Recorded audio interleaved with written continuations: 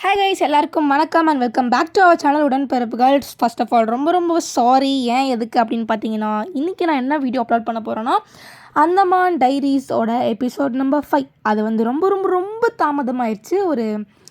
கிட்டத்தட்ட ஒரு gap 4 months கிட்டே வந்துருச்சு. ஏன்னா ஆல்ரெடி என்னோடய போர்ட் எக்ஸாம்லாம் போனதுனால. ஆனால் ஒரு உறுதியோடு இருக்கேன், இந்த எல்லா விலாகையும் நான் போட்டு தான் ஆவேன் அப்படின்ற மாதிரி. ஸோ அதனால் இன்றைக்கி நம்ம வந்து அந்தமான் டைரிஸோட எபிசோட் நம்பர் 5 பார்க்க போகிறோம். லாஸ்ட் எபிசோடில் நம்ம பாரத்தாங் ஐலாண்ட் போயிருப்போம். ஸோ இன்றைக்கி நம்ம வந்து டிக்லிபூர் வந்து சேர்ந்தாச்சு இந்த எபிசோடில். ஸோ இன்றைக்கி எங்கே வந்திருக்கோம் அப்படின்னு பார்த்தீங்கன்னா, எங்கள் அப்பாவோட ஃப்ரெண்டுக்கு வந்து அங்கே தான் ஸ்டே பண்ணுறாங்க. ஸோ அங்கே வந்து அவங்களோட ஓன் போட் வந்து வச்சுருந்தாங்க ஃபிஷ்ஷிங் பண்ணுறதுக்கு. ஸோ நாங்கள் அதில் வந்து நடுக்கடலில் போய் இன்றைக்கு ஃபிஷ்ஷிங் பண்ண போகிறோம். அதுதான் வந்து இனியோட டாஸ்க்கு.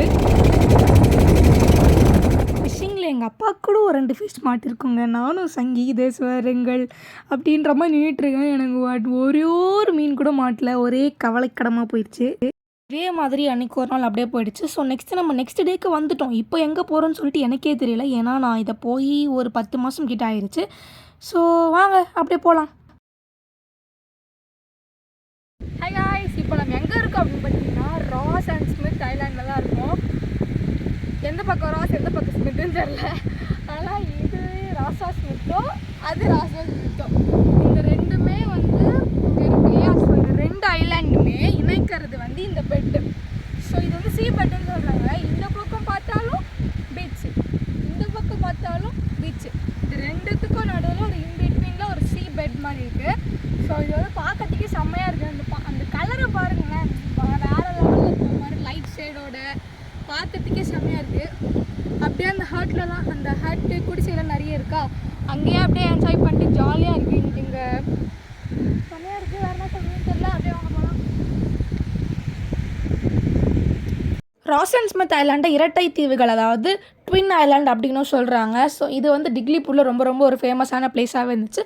ஆனால் அங்கே வந்து அவ்வளோ டூரிஸ்ட்லாம் இல்லை. ஸோ யாருமே இல்லாமல் ஜாலியாக தனியாக செம்மையாக வந்து என்ஜாய் பண்ணலாம். அங்கே வந்து இந்த பக்கம் பார்த்தா இன்னொரு பீச், இந்த பக்கம் பார்த்தா இன்னொரு பீச், ரெண்டுத்துக்கும் நடுவில் ஒரு அழகான சீ பெட் வேறு லெவல் இருக்கும் கை சொல்லப்போனால்.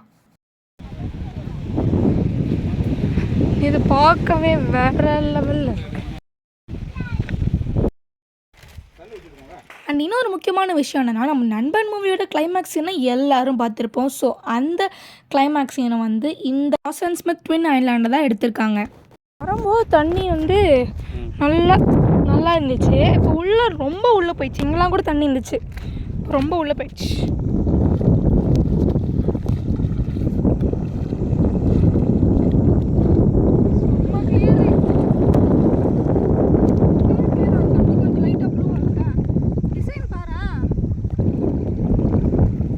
அண்ட் ஒரு வழியாக நல்லா தள்ளாடி போட்டை ஏறிட்டேன். அண்ட் அப்படியே வந்த வழியை பார்த்து நம்ம வந்து ரிட்டன் போயிட்டோம். அண்ட் நெக்ஸ்ட்டு அன்றைக்கி வந்து டின்னர் என்ன சாப்பிட்டோம் அப்படின்னு பார்த்தீங்கன்னா, வழக்கம் போல் பரோட்டா தான். அந்த இடத்துல மோஸ்ட்டாக இந்த பரோட்டா, தேங்காய் சட்னி, மீன் குழம்பு, இது 3 தாங்க. அதை சாப்பிட்டு பரோட்டாவே பிடிக்காம ஆயிடுச்சு.